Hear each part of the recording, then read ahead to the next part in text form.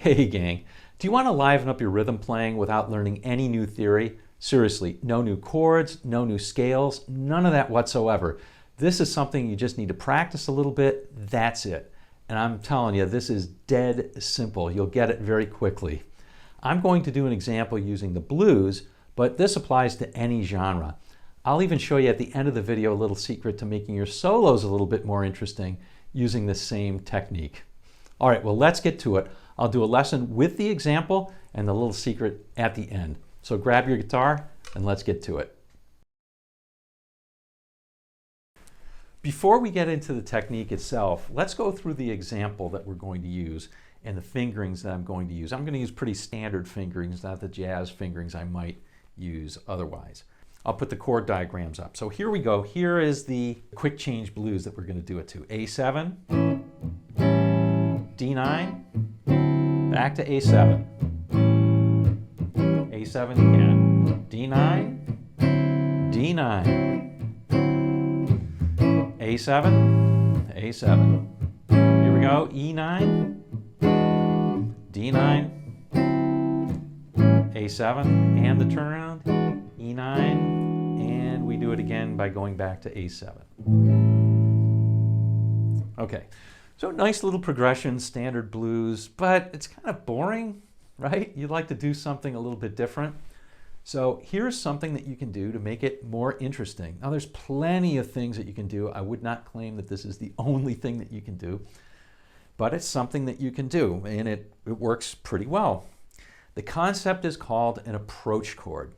So what an approach chord is, at least in its simplest form that we're going to explore today, is a chord of the same flavor or same type that is either 1/2 step above the chord where you're ending up, or it's 1/2 step below. So for example, if we're targeting A7, I might, before I play that A7, play A sharp 7, and then end up on my A7.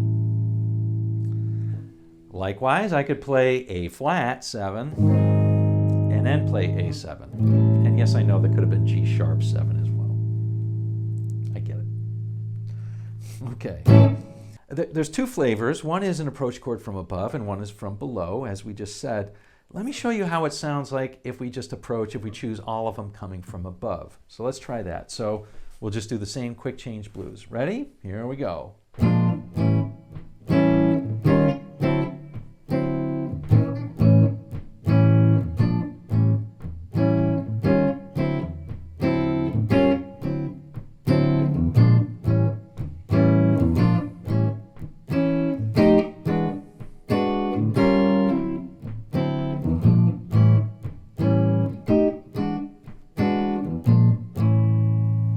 Okay, so just that little bit of a change, and you can see all I'm doing is sliding a little bit coming from above, makes a huge difference in the amount of movement that's in that progression. It also sounds pretty good, which I'll just show really quickly, to go from below, and this is what it sounds like, right?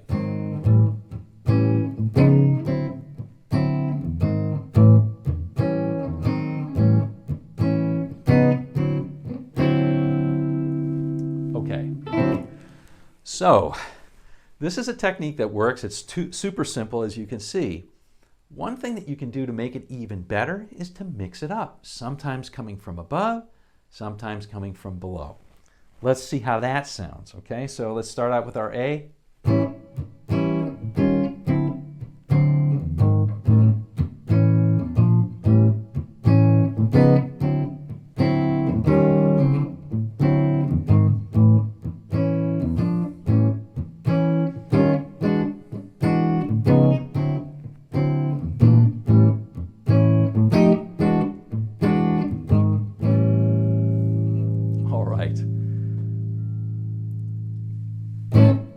I wouldn't want to overuse this, and you can use this technique some of the time, not all the time, but try and embed it into what you do because it's such an easy thing to do, and it does add a tremendous amount of movement into your chord progression. And whether you know it or not, it's used all the time. Let me give you an example of something that is used this time of year.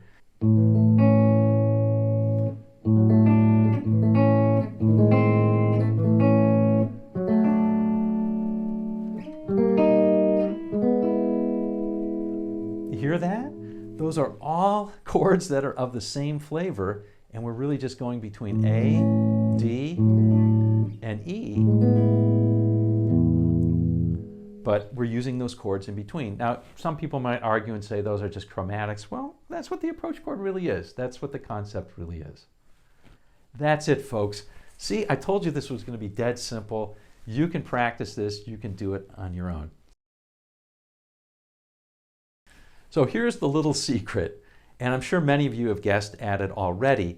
You can use the approach chord to give you that outside sound before you lock into whatever you're playing over your target chord. So let's make this real concrete. Suppose I'm playing over this A7, and I can play whatever I want over that A7, right? I can play an A blues scale, right? I can play that. But one thing I might do before I get to that, right before the beat, I might play the notes of that B flat. So I might play something like this in order to resolve to that A7. I might play something like this.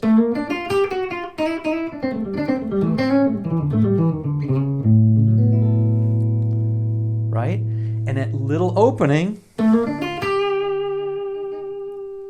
and then the resolution makes it sound a little bit outside, then I lock right back in. So it's a cool thing to practice. It's definitely a little bit harder than it is just the approach chord, but it's an idea that works. All right, well, hope you enjoyed this one.